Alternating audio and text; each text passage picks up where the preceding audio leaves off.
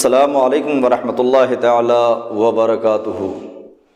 الحمدللہ رب العالمین والصلاة والسلام علی سید المرسلین، اما بعد فاعوذ باللہ من الشیطان الرجیم، بسم اللہ الرحمن الرحیم۔ سبحان الذی اسری بعبدہ لیلا من المسجد الحرام الی المسجد الاقصی، صدق اللہ مولانا العظیم۔ صلی اللہ علی محمد صلی اللہ علیہ وسلم۔ سامعین ناظرین، آج کی گفتگو کا عنوان معراج مصطفیٰ صلی اللہ علیہ وسلم۔ اللہ رب العزت کا فرمان عالی شان، سبحان الذی اسری بعبدہ لیلا من المسجد الحرام الی المسجد الاقصی۔ پاک ہے وہ ذات جس نے سیر کرائی اپنے بندے خاص کو رات کے ایقان میں مسجد حرام سے مسجد اقصی تک۔ یہ آیت کریمہ اس وقت نازل ہوئی جب آپ صلی اللہ علیہ وسلم معراج کے سفر سے واپس آئے۔ آپ نے اہل مکہ کو بتایا، معراج کا تذکرہ اہل مکہ میں فرمایا، تو جو کفار تھے وہ مذاق اڑانے لگے، طرح طرح کی باتیں کہنے لگے، کوئی کچھ تو کوئی کچھ، اور جو نئے مسلمان تھے ان کے ایمان بھی متزلزل کر دیے، بلکہ بہت سارے لوگ ایمان سے منحرف ہو گئے اور مرتد ہو گئے۔ تب سفر معراج کی تصدیق کے لیے یہ آیت کریمہ نازل ہوئی، سبحان الذی اسری بعبدہ لیلا من المسجد الحرام الی المسجد الاقصی۔ یاد رکھے کہ سرکار دو عالم صلی اللہ علیہ وسلم کی معراج وحی کے بعد، نزول وحی کے بعد اور ہجرت سے قبل، اس پہ سب کا اتفاق ہے، لیکن معراج کب ہوئی تاریخ میں اختلاف ہے۔ معتبر قول یہ ہے کہ آپ صلی اللہ علیہ وسلم کی معراج ہجرت سے 3 سال قبل رجب کے مہینے میں 27ویں کی شب ہوئی۔ اب قرآن شریف میں جو آیت ہم نے تلاوت کیا اور ترجمہ بتایا، اس میں اسرا کا لفظ آیا ہے، جسے ہمارا آپ معراج کہتے ہیں۔ تو اسرا کیا ہے اور معراج کیا ہے، دونوں میں فرق کیا ہے، پہلے اس فرق کو سماعت کیجیے۔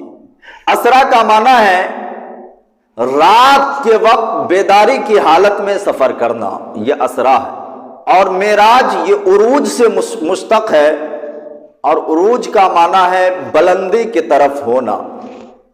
تو معراج کسے کہیں گے اور اسرا کسے کہیں گے؟ تو پہلے یہ سماعت کیجئے کہ سرکار صلی اللہ علیہ وسلم نے اس شب کہاں سے کہاں تک کا سفر کیا اور کن کن سواریوں کا استعمال کیا۔ تو سنیے، صاحب تفسیر المعانی تحریر فرماتے ہیں کہ اس رات میں سفر معراج میں ابتدا سے لے کر انتہا تک ہم اور آپ کے نبی کریم صلی اللہ علیہ وسلم نے 5 قسم کی سواریوں کا استعمال کیا، یعنی 5 سواری پر سوار ہوئے۔ سفر کا پہلا مرحلہ مسجد حرام سے مسجد اقصی تک کا تھا، جس کا ثبوت قرآن سے ہے، من المسجد الحرام الی المسجد الاقصی۔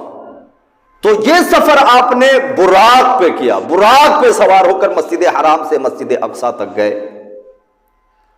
پھر مسجد اقصی سے آسمان اول تک نور کی سیڑھیوں پر گئے، آسمان اول تک۔ یہ نور کی سیڑھی آپ صلی اللہ علیہ وسلم کی سواری تھی، آپ نور کی سیڑھیوں پر چڑھ کر کے مسجد اقصی سے آسمان اول تک گئے۔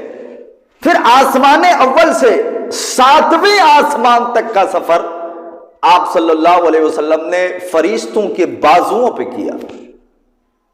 پھر 7ویں آسمان سے سدرۃ المنتہا تک آپ صلی اللہ علیہ وسلم حضرت جبریل امی کے بازو پہ سوار ہو کے گئے۔ پھر وہاں سے سدرۃ المنتہا سے جبریل امی بھی ساتھ چھوڑ دیے۔ سدرۃ المنتہا سے لامکہ تک، مقام قاب قوسین تک آپ صلی اللہ علیہ وسلم رف پہ سوار ہو کے گئے۔ یہ 5 قسم کی سواریوں کا تذکرہ آیا ہے۔ پہلا سفر مسجد حرام سے مسجد اقصی تک کا پہلا مرحلہ سفر معراج کا، یہ سفر آپ نے براق پہ کیا جس کا تذکرہ قرآن میں۔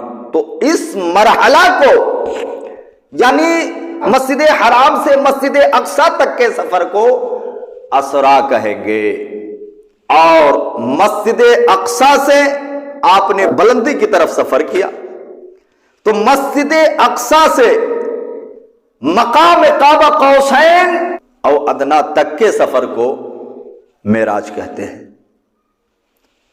اب سوال یہ رہا کہ سرکار صلی اللہ علیہ وسلم کی معراج روحانی ہوئی یا جسمانی ہوئی؟ تو کچھ ان پڑھ قسم کے لوگ اس میں اعتراض کرتے ہیں اور اپنی رائے پیش کرتے ہیں، مگر یاد رکھے علماء جمہور کا اس چیز پہ اتفاق ہے کہ آپ صلی اللہ علیہ وسلم کی معراج روح مع جسد ہوئی، روحانی اور جسمانی دونوں معراج ہوئی۔ اگر محض روحانی معراج ہوتی تو اس کا شمار معجزہ میں بھی نہیں ہوتا، چونکہ ایک ادنا آدمی بھی خواب میں کہیں سے کہیں تک کا سفر ایک آن میں کر سکتا ہے۔ پہلی بات یہ۔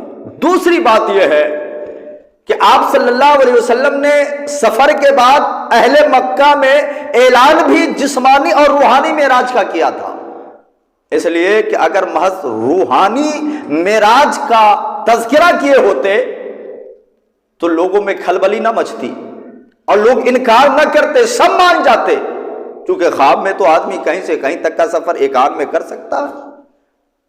مگر اہل مکہ نے، کافروں نے اس وقت شدید شور شرابہ کیا، واویلا مچایا۔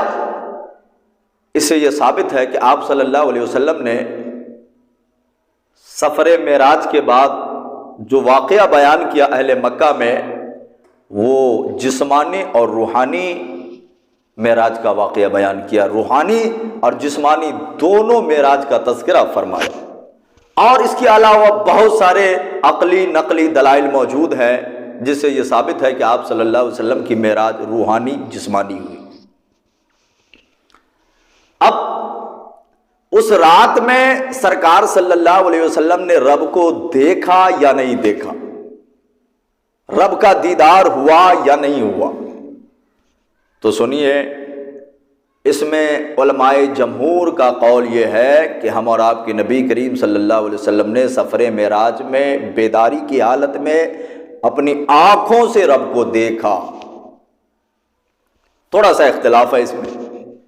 حضرت عائشہ اور ابن مسعود کی رائے یہ ہے کہ آپ صلی اللہ علیہ وسلم نے رب کو نہیں دیکھا بلکہ جبریل امی کو دیکھا، مگر ابن عباس و دیگر صحابہ و تابعین کا خیال یہ ہے کہ آپ صلی اللہ علیہ وسلم نے اس رات بیداری کی حالت میں اپنے رب کو دیکھا، رب کا دیدار ہوا، اور یہی جمہور کا قول ہے۔